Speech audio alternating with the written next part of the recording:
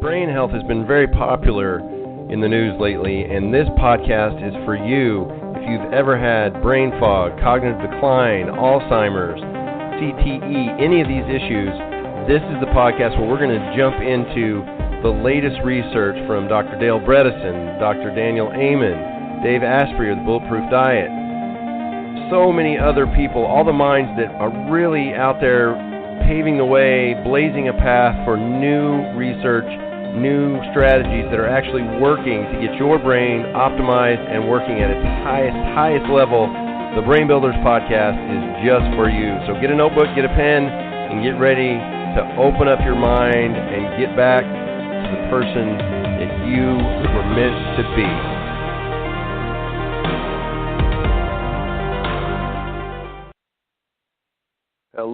Hello, and welcome to the Brain Builders podcast. I am your host, Dr. John DeWitt. And today we're going to get back to the skinny on fat. And this is from Dr. Dave Asprey. This is from Dave Asprey's book, Headstrong, the Bulletproof Plan to Activate Untapped Brain Energy to Work Smarter and Think Faster in Just 2 weeks. Today we are going to talk and get back to the information from Mary Enig, PhD. She has 2 helpful ways to understand fats. Now, the first is to look at the length of a fat molecule. As a general rule, the shorter the fat, the more anti-inflammatory properties it offers.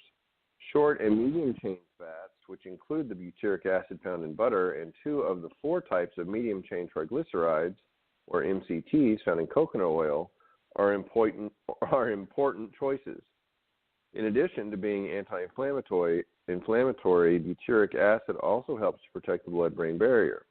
And eating the butyric acid found in delicious creamy butter has beneficial effects different from the ones you get when your gut bacteria make butyric acid from fiber. If that isn't a case for the inherent wisdom in nature, I don't know what is. The second way to understand the value of the fat is to look at how stable it is. Oxygen, as you now know, drives chemical reactions in the body. These chemical reactions can damage fats, some more easily than others. Oxidized or damaged fats create inflammation in the body. When your body uses these damaged fats to make cell membranes, they are less flexible and less effective, and they create harmful free radicals. These free radicals cause even more inflammation and age you quickly. Damaged fats are the enemy of performance, starting in your brain. Your body wisely uses many of the most stable fats to which it has access when making cell membranes and hormones. These are saturated fats, which have the fewest places for oxygen to cause damage through oxidation, and just enough of damage-prone omega-3 fats to make membranes work. When you eat saturated fats, your brain can create strong, stable cell membranes. The second most stable fats are monounsaturated fats, which have only one vulnerable spot where oxygen can get in and wreak havoc. Mono means one. Unsaturated fats are the least stable and the most inflammatory type of fats, but the brain does need some of them. Omega-3s and omega-6s are both essential unsaturated fats. As you may recall earlier, omega-3 fats are anti-inflammatory, while excessive omega-6 fats are inflammatory. Your brain needs the right ratio of these fats for optimal function. But omega-3s offer more than just anti-inflammatory benefits. You may already be familiar with the 2 most important types of omega-3 fatty acids for your brain: eicosapentaenoic acid, which is EPA, and docosahexaenoic acid, or DHA. EPA is a powerful anti-inflammatory, while DHA is the primary structural fatty acid in your brain, your retina, and your central nervous system, and is essential for brain development. Now go back and let's review that last sentence again. DHA is the primary structural fatty acid in the human brain. In fact, some researchers believe that it was an increase in our intake of DHA that allowed humans to grow such large and powerful brains. Yet we cannot make DHA ourselves. We have to get it from dietary sources. It is in great supply in human breast milk because it is essential for a baby's growing brain. Even before a woman is pregnant, her body stores extra DHA in her hips and rear end. Some research suggests that men have evolved to prefer curvy body types because those curves signal a woman's ability to have healthy children. By the time a woman gives birth to her second child, her supply of DHA has often dwindled. Some theorize that this is why, on average, firstborn children score higher on aptitude tests than their younger siblings. You need plenty of DHA if you are literally growing a human brain in your uterus, but DHA is just as necessary for you to maintain a highly performing adult human brain, whether or not you are pregnant. A widespread study of 485 people aged 55 and over showed that those who took DHA supplements for 6 months demonstrated significant improvements in memory and learning. The study also showed that higher DHA intake is inversely correlated with the relative risk of developing Alzheimer's disease. In other words, the more DHA you consume, the less likely you are to get Alzheimer's. Studies on mice have shown that DHA improves memory and slows the progression of Alzheimer's disease. And we have every reason to believe the same is true in humans. Here are some of the best sources of fat to maximize your smart, sexy, fatty brain. Grass-fed animal fat and meat, bone marrow, lard, etc., but not poultry fat. A 2006 study showed that grass-fed cows have more healthy omega-3s and more conjugated linoleic acid, or CLA, which is a type of naturally occurring trans fatty acid that improves brain function, causes weight loss, and reduces your risk of cancer. Just 80 days of grain feeding was enough to destroy the omega-3 and CLA content of the beef. The longer the animal ate grains, the lower the quality of the meat. The omega-3 quantity in grain-fed meat was so low that it didn't qualify as a meaningful dietary source, while the grass-fed meat had enough omega-3 to be considered a good source of these fats. In 2008, another study showed that grass-fed meat had slightly less total fat than grain-fed meat, but the real difference was that type of fat. Grass-fed meat was higher in saturated fat, omega-3, CLA, and tranexamic acid, or TVA, which is similar to CLA. Grain-fed and grass-fed animals had about the same amount of omega-6 to omega-3 fatty acids and healthier fats overall. Bone marrow is especially high in omega-3 fats, and some researchers believe that the practice of cracking open scavenged bones and consuming the marrow was what allowed our ancestors to develop large brains. Grass-fed beef tallow. Tallow is sort of like butter that's made of animal fat instead of milk fat. It's solid at room temperature, which means it's extremely stable.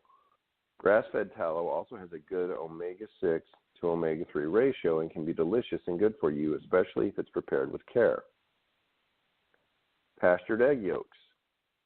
Just like butter, egg yolks lose most of their nutritional benefits when they come from an animal that was fed antibiotics and GMO, genetically modified organisms, corn and soy, which is the diet of essentially all chickens you'll find in the supermarkets. Even organic chickens eat mostly organic grains. Sure, that's better than eating GMO grains, but not by much. Pastured egg yolks from chickens that eat grass and have the freedom to roam wherever they like have a deep golden color from their vitamin A and antioxidants and contain twice as many omega-3s as regular eggs. Hold on, I want to say that again. Twice as many.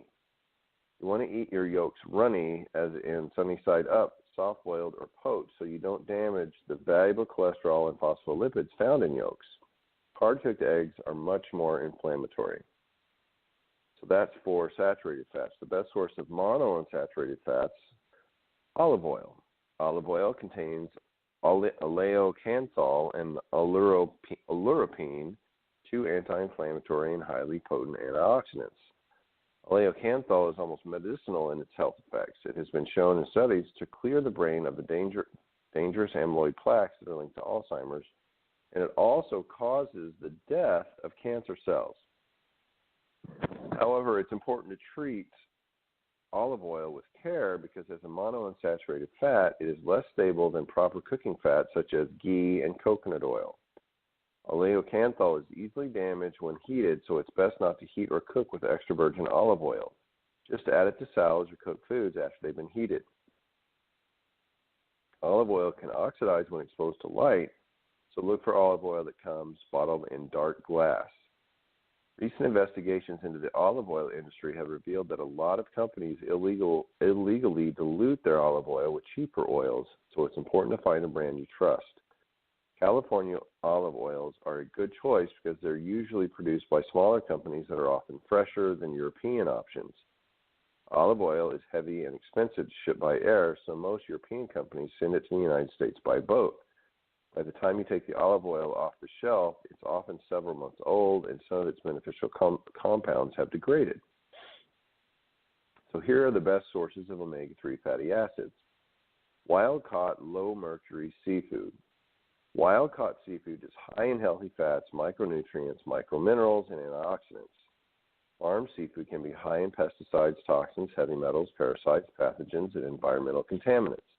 It is also much lower in nutrients and healthy fats than wild-caught seafood. All fish contain some mercury, and your brain can handle small amounts, but it's best to choose seafood with the lowest possible levels. Of course, different types of seafood also offer varying amounts of omega-3s. Many fish are higher in DHA than EPA, yet all contain some of both fatty acids.